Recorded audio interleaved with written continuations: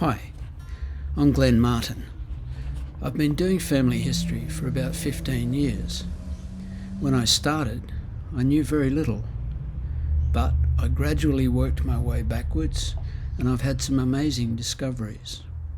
One of the most gratifying ones was Thomas Martin, my great-great-grandfather. He was a miner from Cornwall. My impression about most people who got involved in the Australian gold rushes was that they were people who were abandoning their job. They were running away to the goldfield in the hope of finding that one big nugget that would make them wealthy and would mean that they would never have to work again in their lives. So Thomas Martin stands in stark contrast to that. Mining was his occupation. Tin mining probably began in Cornwall, they think, about 4,000 years ago. This was deep shaft mining, not washing dirt around in a creek, as most speculators did. The miners in Cornwall had always maintained a living from it. Steady, reliable, hard, but seemingly with a level of contentment. I have a book that was written by June Phillip, who was born in Bethanga, which is where Thomas Martin ended up in northern Victoria. And the book is called A Poor Man's Diggings. Not the wealthy man, but a poor man's diggings. What June Phillip highlights is that the Cornish miners had a way of life that was based on community. It would be incorrect to describe them as capitalists, or even as small-time capitalists. Certainly, their enterprise was different to the speculators because it required capital to dig shafts and process the ore that they obtained, but the overriding feature seemed to be their community. They started up companies and invested in them and were content to work until they got the returns, and Cornish people flocked together to the places where gold had been discovered, as they flocked to Bethanga in 1876. They did not expect wealth. What they hoped for was a steady income and a stable way of life. So we have to ask, why did Thomas Martin leave Cornwall? Well, many Cornish people went overseas in the 1800s, looking for new endeavours. Many went to America, but in the 1840s, gold was discovered in New South Wales, and copper was discovered in South Australia. In 1846, when Thomas was merely 12, a geologist called Sir Roderick Murchison gave a lecture in Penzance, urging local tin miners to migrate to New South Wales and there obtain gold from ancient alluvia. As a youth, Thomas Martin must have been familiar with this talk going on around him and seen neighbours join the exodus to foreign countries. Thomas was born in 1834. I have his baptism certificate. His home was Chiangweel in Toadnak, which is a few miles south of St Ives on the northern coast of Cornwall. He was the third child. The times were a-changing, and steam engines were being used to run machinery, especially the pumps. It meant you could pump much more water out of the mine shafts, so you could dig deeper, much deeper. And there was machinery to crush the tin ore and the copper ore, so you could process much more material. When an engine came to the local mine, Thomas volunteered to man it. He learnt the skills, and he was called an engine worker. Later on, they were called stationary engine workers and engineers. Thomas married Mary Ann Williams in 1854 when he was 20, and they lived in St Ives. Their first son was born in Street and Garrow in 1856.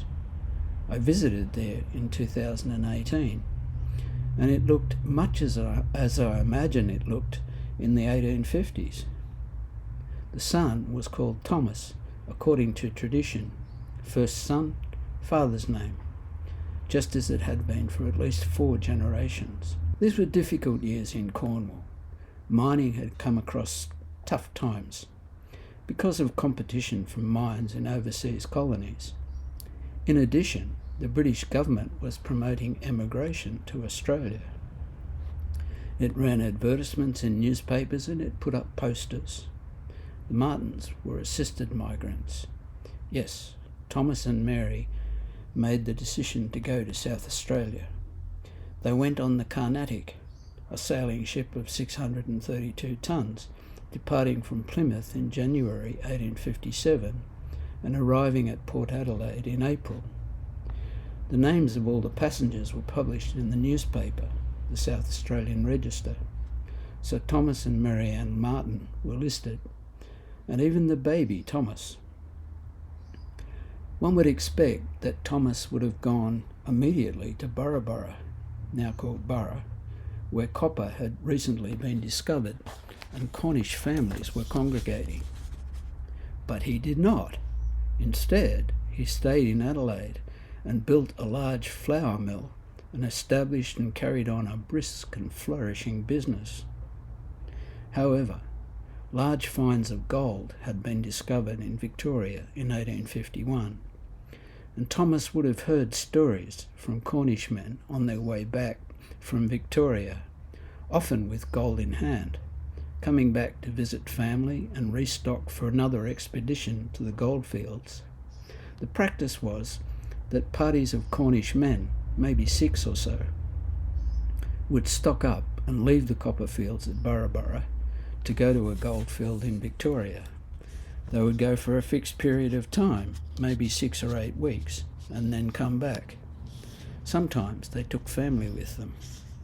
Sometimes they would come back empty-handed, but mostly they found good enough amounts of gold to justify their expeditions. Often they used the money to buy land. I think that once Thomas heard about the gold rushes, the old Cornish mining sentiments would have kicked in.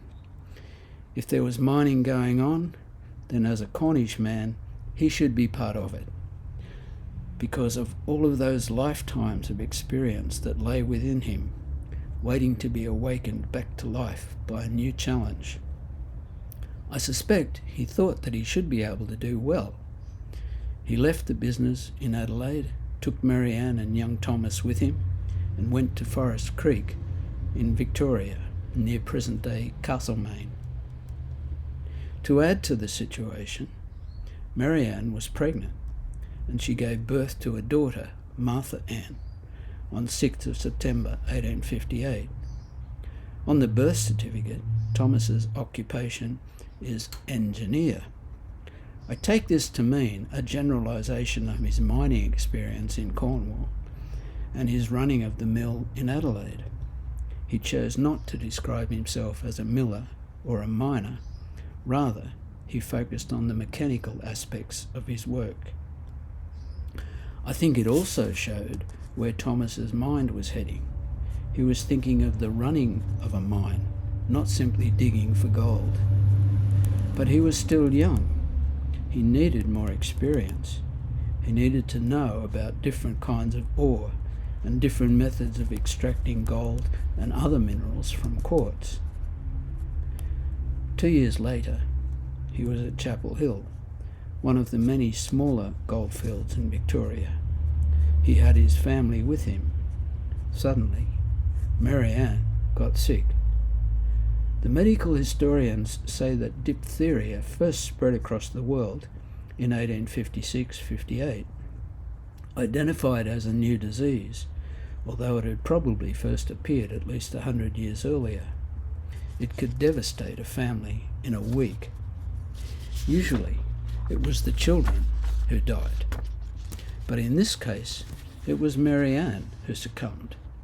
She died on the 8th of May, 1860. Her death certificate said she had had the disease for only 2 days. Young Thomas was 4 years old. Martha Ann was poignantly described as 1 year, 11 months old.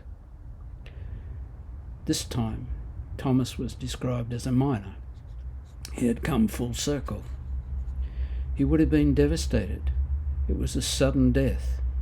and it left him with 2 young children and no wife. I suppose he could have decided to go home to Cornwall, but he didn't.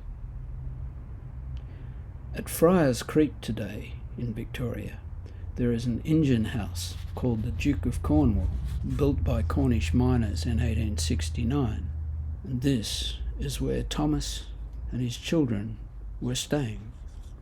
It was a gathering place for people from Cornwall. So Thomas found himself among familiar people, carrying out a familiar activity in a familiar way. The Rowe family, who owned the mine, came from Camborne in Cornwall, less than 15 miles away from St Ives. Thomas wasn't quite ready to settle down in one place yet. Somehow he managed to look after his 2 children. One assumes that his Cornish kinship was a major factor in this, with women in the community willing to help. I suspect they caught the whiff of his dreaming and wanted to do what they could to enable him. He travelled to other goldfields in Victoria, and he travelled to Beechworth. We know this because on the 4th of April 1863 he married again. He married Jane Elvira McCartan, the daughter of a carrier. At 24 she was 5 years younger than him, and Irish, from Armagh. Thomas and Jane had 5 children to accompany Thomas and Martha.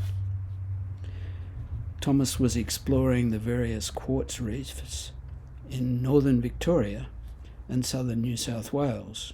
It was his mission. Over the years 1863 to 1878, Thomas travelled to and spent time at Barrambogie near Chiltern, and Golden Bay in Victoria, and Hawkesview and Yarara in New South Wales. In fact, 2 children were born to Jane in 1873 and 1874 at Hawkesview. By 1878, the 2 children that Thomas had with Mary Ann had grown up. Martha Ann was 20, and she got married in May 1878 in Albury. Thomas, the son, got married in January 1879, aged 23. What was significant about this marriage was that Thomas married a girl from Cornwall, Philippa Dower, and the marriage was in Bethanga, where both Thomas the son and Thomas the father were to spend the next 25 years. The father was made manager of the gold mining company there. It was the culmination of his dream to run a gold mine. Thomas had met a businessman called J.A. Lawrence.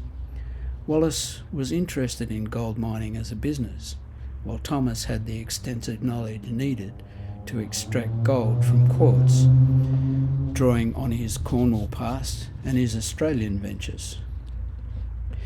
His obituary in May 1904 mentioned several areas where he had worked: Barrambogie, Golden Bay, Hawkesview, Yarara. These are all places within reach of Albury. I found another news article from 1894 which talked about Hawkesview. A prospector had found gold there, but the history of the area was that, despite some rich patches, there were no continuous reefs that could be relied on for profit. I suspect that Thomas Martin and Mr. Wallace were involved. The article included a story that gives some idea of the rich possibilities that hovered around. Several phenomenally rich lodes and leads were struck there, that's Hawkesview. As much as 190 pounds worth of gold being obtained from one bucket of dirt. One tends to forget this in the midst of all the tales of disappointment and hardship on the goldfields. So I think, never forget the dream that drives people onwards. It can be said that the drivers for Martin and Wallace were quite different. Thomas Martin's goal was sustainable yield, an ongoing business. Wallace wanted a quick hit that would give him wealth and fame. He was an entrepreneur, and he later became a member of the Victorian Parliament. On New Year's Day, 1876, A valuable new reef of gold, along with some copper, was discovered at Bethanga. It brought hundreds of people to the district, perhaps 1,000, the majority of them Cornish. An indication of the extent of the Cornish people among the population was that in 1878 a public meeting was held to propose building a Wesleyan church, not a Church of England or a Roman Catholic church, but a Wesleyan church. Wesleyan religion was very strong in Cornwall. In the wake of this discovery, J.A. Wallace set up a company to establish a deep shaft mine and an extraction plant, and Thomas Martin became the mine manager. June Phillips said, "The gold miners who came to Bethanga in the latter 1870s were men and women for whom prospecting and gold mining were a subsistence way of life that had become habitual. Few gold miners held any illusions about what might be in store for them. They were working people. As such, they soon became aware that Mr. Wallace was an aggressive entrepreneur. He was deceitful and manipulative. In 1885, the miners formed a branch of the Amalgamated Miners Association of Australasia. Note, the main attraction of the union was not wages and conditions, but the benefits in case of injury. Injuries were not uncommon. But the existence of the union led to conflict with Wallace and a lockout. The miners were exasperated with Wallace, and they picketed the smelting works all one night. Philip reports that the women turned up as well, turning the scene into quite a moonlight picnic. It was a night that could have turned ugly. Instead, it became a time of gaiety and celebration. Fires were lit, refreshments were served all around, and momentarily at least, community was re-established. Wallace saw that only defeat and vengeance remained, and so peace was re-established. The rhetoric of class warfare did not enter into the dispute at all. The quarrel of the Bethanga miners was with Wallace, and it was intensely personal. But Philip said, Wallace's aims at Bethanga were complex. Bethanga represented a challenge that he found irresistible. He would conquer Bethanga's ore, and he was determined that victory, when it came, would be personal, complete, and spectacular. To that end, he was prepared to sacrifice his own money, the interests of his shareholders, and the well-being of the miners and the whole town. The difficulty the company faced was that although the gold and copper were present, the process for extracting the minerals from the quartz was not working efficiently enough. Advice was sought from mining engineers all around the world, from France, Germany, America, and Great Britain. Many thousands of pounds were spent on experiments and equipment, but the problem was not solved, and it looked as if the company would have to close the mine, which had not yet returned any dividends to the shareholders. Some of the attempts also set the townspeople against the mine, because they involved burning the ore for a month in open heaps, generating choking fumes that blanketed the town. The mining and smelting works, which had employed up to 150 men, were effectively closed for several years until the mid-1890s. The employment was reduced to around 30. Throughout the 1880s, the Martins, and now it is not really possible to distinguish Thomas Martin Sr. from his son of the same name, continued at work trying to solve the problem of the bears, obstacles that formed in the blast furnace or the converter. But at the end of 1887, the mining registrar claimed that Martin had solved the problem at last. Philip comments that Wallace was attempting to bring off a miracle at Bethanga, and he had become attached to the idea of himself as a legendary figure. Thomas Martin and his son's approach was that success lay in smaller things: the careful selection of ore, gradual improvements to the smelting works, and the appropriate use of the chlorination process. A recent account by the Federal Department of the Environment, which was looking at the historical significance of the mining site and the processing plant, describes what happened next. Having spent more than 10 years trawling the globe for experts to find a viable extraction process, Wallace's problem was finally solved by his own works manager. The account says Thomas Martin knew the Bethanga ore better than anybody. He focused on one of the older processes, but he made a number of modifications to it, and the furnaces were rebuilt as well. The revised process was successful, and the Bethanga mine became profitable, both for copper and for gold.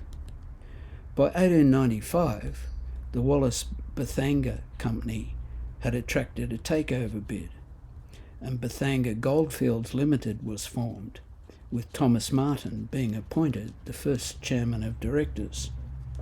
He held this position for almost 10 years, until his failing health forced him to relinquish it. Gold gradually petered out, and the goldfield had ceased operations by 1912. This was after Thomas Martin's death. In the meantime, Thomas Martin the Younger had taken up a position as mine manager at nearby Chiltern. It was called the Lady Rose Gold Mine, but it never amounted to much. This Thomas Martin came up to Sydney with his family around 1910 and started a new life as an engineer. An obituary for Thomas Martin the Elder was published in the Wodonga and Toowong Sentinel on Friday the 6th of May 1904. It starts, "Deceased was a native of St Ives, Cornwall, England, and landed at Adelaide in 1857. The article goes on to say he was known as the father of Bethanga for his role in establishing the Bethanga goldfields. Thomas often said that solving the problem of extracting the ore and establishing a viable mine was the dream of his life. As well as being noted on the Department of Environment's heritage listing, Thomas Martin's innovations are discussed in a PhD thesis by Ralph Winter Birrell of Melbourne in 2005. But it was not just his engineering prowess for which he was respected. He was also seen as an outstanding manager and one who cared for the people around him. To quote the newspaper article again, frequently, in the absence of a medical man, he was called out to set out a broken limb or advise in the case of an illness, and many a one has occasion to remember with gratitude his kindnesses in these and other directions. He was buried at Chiltern, where he had lived towards the end of his life. I have a photograph that I took of the headstone of his grave. I think what it says is amazing. It says, "By the employees of the Bethanga Goldfields Company Limited, to the memory of Thomas Martin, their late manager, who laboured among them for 25 years and earned the respect and goodwill of all. Born at St Ives, Cornwall, England. Died aged 70 years. We loved him." And I have to say, I have never read anything like this on a headstone. It is a message from the whole community, far beyond family, and it is a message of utmost respect. You think of those last three words, "we loved him." I think of the world that we live in today, just 100 years later, and I try to imagine a group of employees formulating a message to go on the headstone of their recently deceased manager. It's difficult to imagine of any manager about whom the words "we loved him" would spring to mind. Yet, what Thomas Martin did, and the person that he was, do not seem beyond the reach of ordinary people. He was smart, to be sure, and determined, and he respected and cared for those who worked for him.